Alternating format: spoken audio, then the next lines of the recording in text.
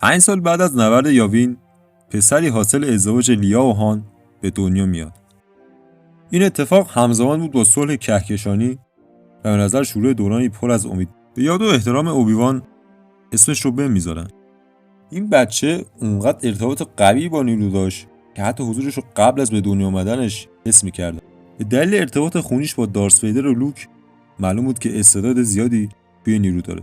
اون خودش رو حتی قبل از به دنیا آمدنش توی فورس ویژن ها نشون میداد.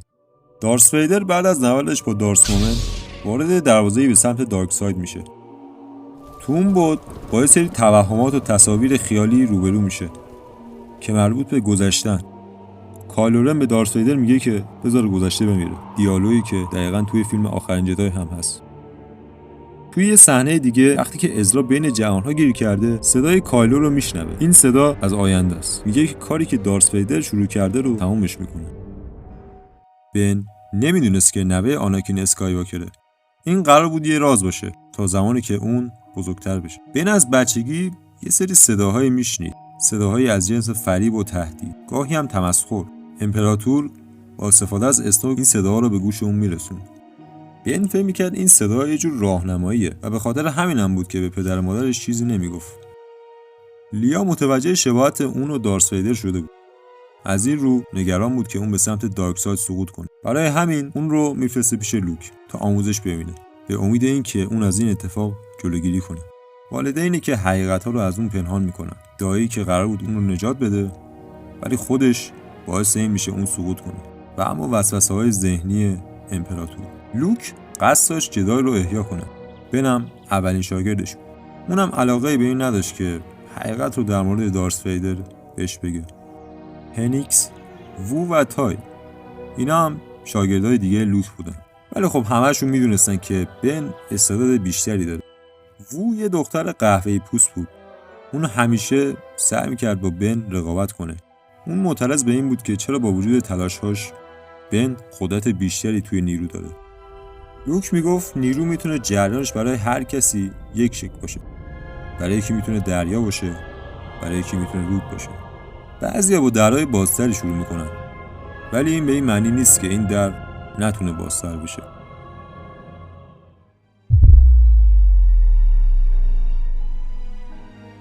اما داستان اصلی از همینجا شروع میشه. توی سفری با لوک به الفورنا به قصد پیدا کردن نشونهایی از جدایهای قدیم. اسنوک یه سری زمزمه تو گوش بن میگه. اینکه لوک اون رو جدی نمیگیره و به چشم بچه بهش نگاه میکنه. وقتی که وارد معبد میشن، هولوکران و وسایل با ارزشی اونجا پیدا میکنن متعلق به جدایهای قدیمی. بن و لوک لحظه احساس سرما میکنن. همین لحظه سرکله افراد غریبه پیدا میشه. افرادی که ادعا میکنن این معبد و غنیمتاش برای اوناست. سردسته اونا رن به همراه شوالیه‌ها. رن میگه که تمام غنیمت‌ها و این معبد متعلق به شوالیه‌هاست. فقط اینکه اونا چجوری به ما میرسن بستگی به خودتون داره. لوک در جواب میگه هر چی که اینجاست متعلق به جدای هاست و منم آخرین جدایم. البته فعلا. بن میگه هیچ میدونید اون لوک اسکایواکره و یه افسانه است. رنم میگه جدا اسم منم رنه. اینا هم شوالیه های منم. ما هم افسانه ای هستیم. لوک آخرین هشدار رو میده. شوالیه ها توجه نمی کنن. لوک شمشیر سبزش رو در میاره. 7-1 مبارزه میکنن. به راحتی همه رو از سر راه برمیداره. رن که حسابی ترسیده تهدید میکنه لایت سیبری که دستشه میتونه باعث انفجاری بشه که همه رو بکشه اگه از دستش بیفته. این یه کلید مرگه. رن به لوک میگه که تو تاریکی رو درون ما حس کردی مگه نه؟ خب بذار چیزی بهت بگم. اون پسرم تاریکی درونش جریان داره. خیلی زیادم جریان داره. پس بهتره مراقب باشی. رن ماسکشو برمی‌داره. به صورت غیر مستقیم از بن دعوت میکنه که به شوالیه‌ها بپیونده. اگه میخوای چیز متفاوت رو تجربه کنی، یکم بیشتر در مورد سایه خودت یاد بگیر. لوک بهش آخرین هشدار رو برای فرار میده. رن ماسکشو میندازه زمین و میره.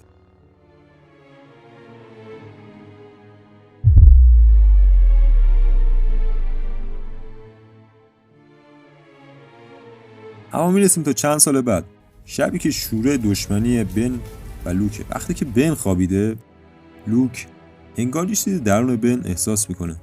دارک ساید. خیلی زیادم دارک ساید. معلوم نیست اون لحظه لوک چی دیده، ولی احتمالاً 3 تا صحنه رو تو ذهنش دیده.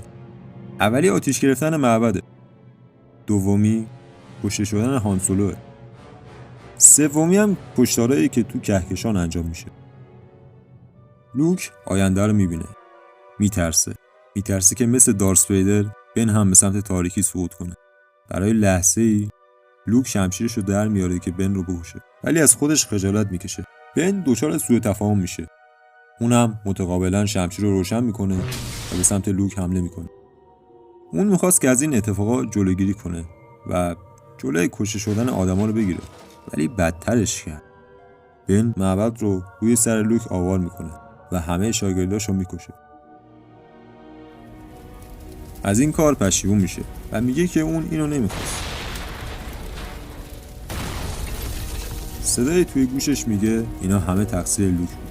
این وسط شاگردای باقی‌مونده لوک از راه میرسن. هنیکس و وو و تای. اون 3 نفر هم دیگه حضور لوک رو احساس نمیکنن. از بن در مورد لوک میپرسن. بن توضیح میده که لوک سعی داشت اون رو تو خواب بکشه و اول اون بود که بهش حمله کرد. حرفش رو باور نمیکنن و مشکوکن بهش. مگه میشه تو بتونی لوک رو بکشی؟ بن میگه فکر کردید نمیتونم؟ من قوی ترین شاگرد این معبد بودم، همتونم از من میترسید.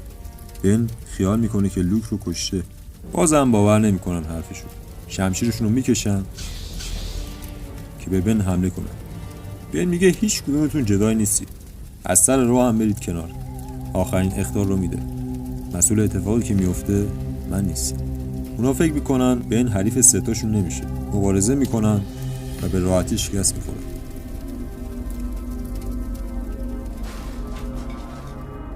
این وسط هنیکس زخمی میشه. بن اون سیاره رو ترک میکنه و پیش اسنوک میره. این 3 نفر هنوز معتقدن که میتونن بن رو شکست بدن، برای همین دنبالش میکنن.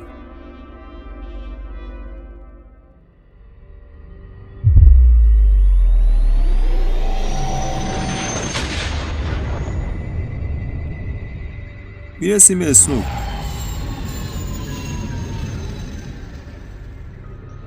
بن در مورد کشته شدن لوک و آتیش گرفتن معبد به اسنوک توضیح میده. اسنوک حرفشو باور نمیکنه. اون میگه که کشتن لوک به این آسونی هم نیست. اسنوک میگه حالا قدم بعدی چیه؟ بن میگه شوالیه های ره. اسنوک بهش توضیح میده که شوالیه ها دیگه به بن سولو جدای هیچ نیازی ندارن. تو به یه هویت جدید نیاز داری. بن میگه از این اسم متنفرم. همه ازم میخوان که مثل اوبی وان کنوبی باشن. اسنوک میگه اگه میخوای عضو شوالیه ها بشی یه هویت جدید نیاز داری. منم اول اسمم اسنوک نبود. اسمی که خودتو با صدا میزنی نشونه اعمالت. هرچند پیوستن به شوالیه ها ممکنه یه بهایی داشته باشه. بهم میگه برام مهم نیست. کجا میتونم اونا رو پیدا کنم؟ اسنوک میگه سالها پیش با اونا ملاقات کرده بودی، یادته؟ از همونجا شروع کن. بهم به معبد برمیگرده. ماسک رو میذاره رو صورتش و میگه که اسنوک اون رو فرستاده. رم میگه به وارناک بیا، ما اونجاییم. تو همین لحظه شاگردای لوک از راه میرسن.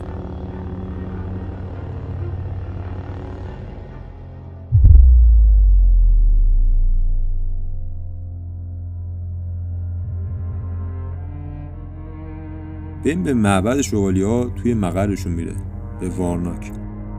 رم میگه حالت اینجا چیه؟ هر کسی به اینجا نمیاد. اکثر کسایی هم که بیان سریع پشیمون میشن.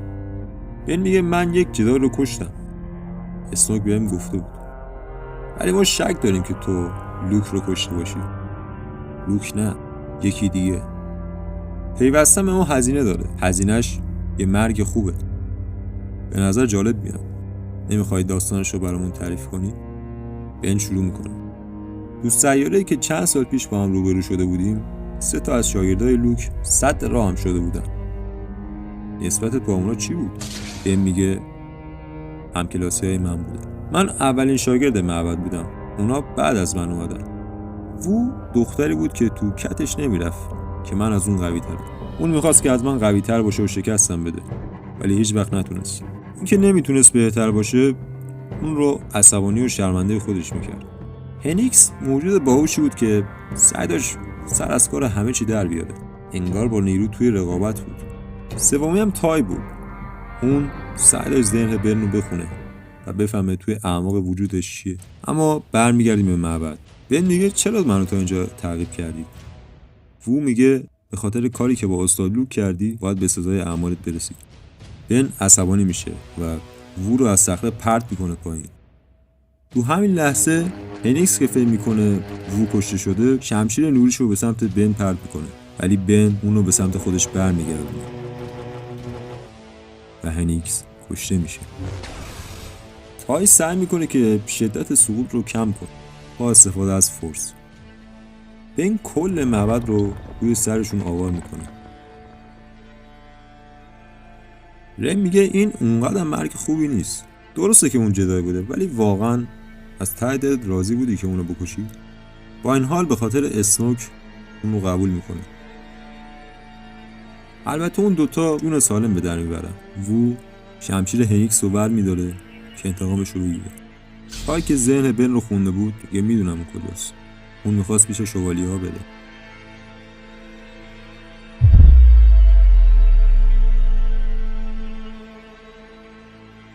بن به همراه شوالیه ها به قمر مینبام میرن. دنبال یه شی با ارزش توی معدن هستن. رن میخواد همه مردم اونجا رو بکشه، ولی بن جلوشو میگیره. اون میگه صبر، من یه راه حل دارم. با استفاده از حقه ذهنی جدای مکان اون شی رو پیدا میکنه.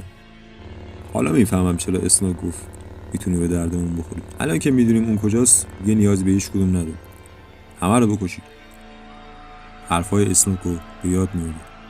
شوالیه های رن برعکس اصول اخلاقی جدای هیچ خط قرمزی برای پیروزی ندارن. هر کاری ممکنه انجام بدن. هر کسی هم به جز خودشون میکشن. رن به اون میگه که برو پایین. اونا یه مش کارگرن، نه جنگجو. وقتت داره برای اثبات خودت تموم میشه. تو همین لحظه وو و تای از راه میرسن. وو به سمت رن میره برای اینکه به مردم کمک کنه. تای هم میره به سمت بن. رن میگه از بن در مورد شنیدم. من قبلا با لوک جنگیدم که دیگه عددی نیست. وو میگه آره، از استادم شنیدم که چجوری گریت رو در آورد و فرید داد. تای و بن با هم روبرو میشن. بن میگه چجوری پیدام کردی؟ تای میگه ما به هم وصلیم، اگه یادت رفته. بن میگه کاش نبودیم. هنوز برای برگشت دیر نشده. تو برای تصمیمات خودت اراده داری. بن میگه من هیچ انتخابی نداشتم. حتی اسمم من نخواستم که این باشه. زمانی که دنیا اومدم اول تاریکی بود، بعد روشنایی. نه لوک نه اسنوک هیچ کدوم من رو جدی نمیگیرن. تای میگه همه چی میتونه از این که هست بدتر بشه. برای برگشت همیشه امید هست. میتونستیم با هم شوالیه ها رو نابود کنیم، مردم رو نجات بدیم اگه تیم میشدیم. تای شکست میخوره. اگه مجبوری که منو بکش یا کسی باش که میشناسمه.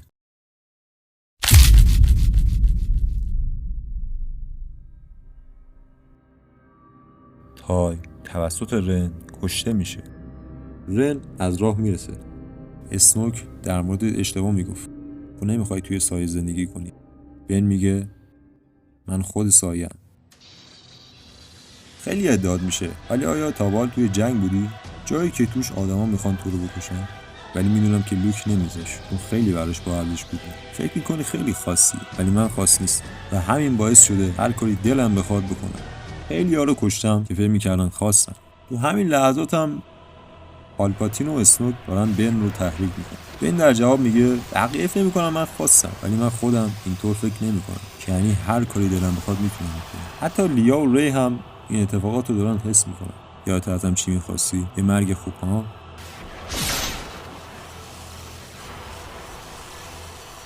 بن شمشیرش رو داخل قلب رن میکنه و در جواب میگه اینم از مرگ خوب.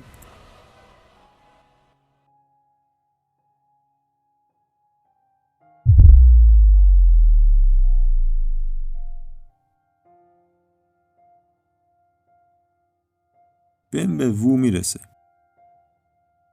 بن تو سردسته شوالیه ها رو کشتی. بن میگه من یه قاتلم، یاد رفته؟ وو تو جدایی نیستی. کی میخواد به تو آموزش بده؟ اصلا برای چی زنده ای؟ او تمنا میکنه ولی کشته میشه. حالا دیگه بن رقیبی نداره.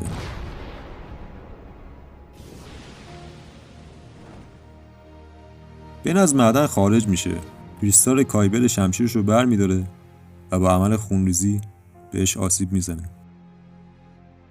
شمشیر جدید صلیبیشو درست میکنه. صدایی توی گوشش میگه حالا تو کی هستی؟